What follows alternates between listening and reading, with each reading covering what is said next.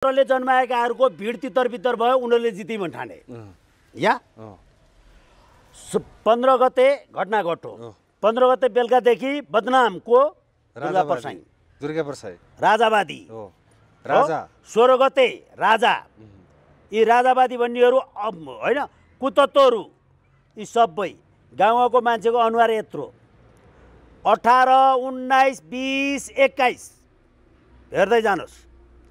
हर दिन संसदमा सरकार गलत, प्रहरी झुट बोल्न बाध्य हो, प्रहरी आफैले खुलेआम सफेद झुट बोल्न बाध्य।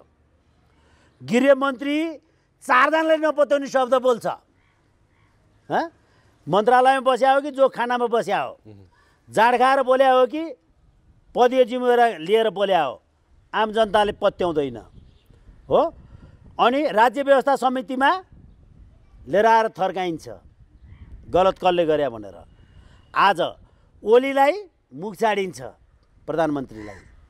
सामाजिक सञ्जालमा एकजनाले पनि राज्य सत्ताको सपोर्ट गर्दैन हो।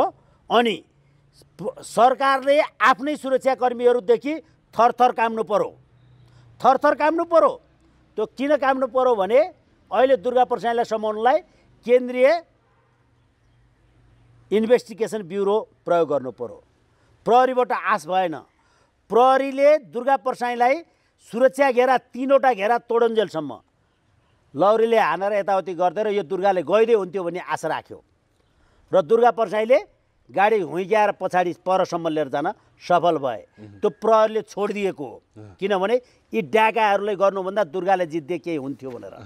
जसको सेक्युरिटीमा बस्या उनीहरूकै इच्छा भएन, त्यो प्रश्न देखियो। त्यहाँ दुर्गा परसाई